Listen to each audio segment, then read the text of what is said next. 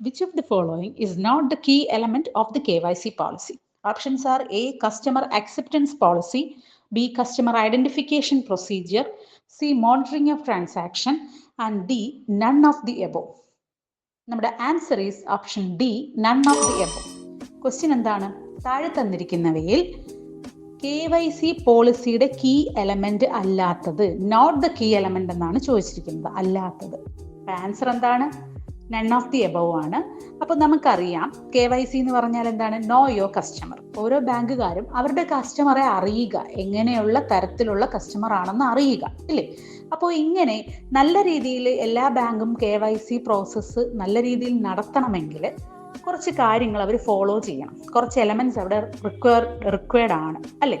അപ്പോൾ അത് ഏതൊക്കെയാണ്? Customer acceptance policy, customer identification procedure, monitoring of transaction, risk management. ഈ 4 എണ്ണമാണ് അവർ നോക്കേണ്ടത്. ഈ 4 എണ്ണത്തിനെ KYC റിക്വയർമെന്റ്സ് എന്ന് പറയും, അല്ലെങ്കിൽ പില്ലേഴ്സ് ഓഫ് KYC പോളിസി എന്ന് പറയും, അല്ലെങ്കിൽ key element of KYC policy എന്നൊക്കെ പറയും. ഓക്കെ, ഇത് 3 നിങ്ങൾ ആലോചിക്കുക. അപ്പൊ കസ്റ്റമർ അക്സെപ്റ്റൻസ് പോളിസി എന്ന് പറഞ്ഞാൽ എന്താണ്? എല്ലാ ബാങ്കുകാരും അവരുടെ കസ്റ്റമർ ഒരു അക്കൗണ്ട് ഓപ്പൺ ചെയ്യാൻ വന്നാൽ കുറച്ച് ജനറൽ ആയിട്ട് അവർ നോക്കേണ്ട ഗൈഡ് ലൈൻസ് ഉണ്ട്. അതാണ് എന്ത്? കസ്റ്റമർ അക്സെപ്റ്റൻസ് പോളിസി എന്ന് പറയുന്നത്.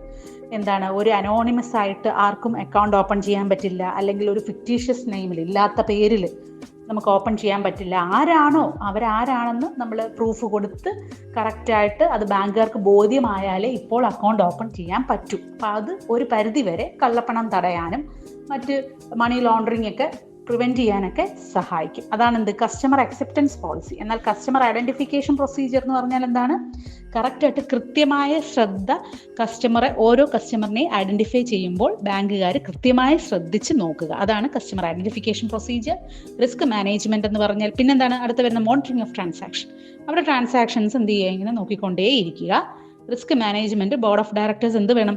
കറക്റ്റായിട്ട് KYC ഒക്കെ കറക്റ്റായിട്ട് നോക്കണം. നോക്കിയോന്നും സൂപ്പർവിഷനും മാനേജ്മെന്റ് കറക്റ്റായിട്ട് സൂപ്പർവൈസ് ചെയ്യണം. അതാണ് എന്ത്? Risk management.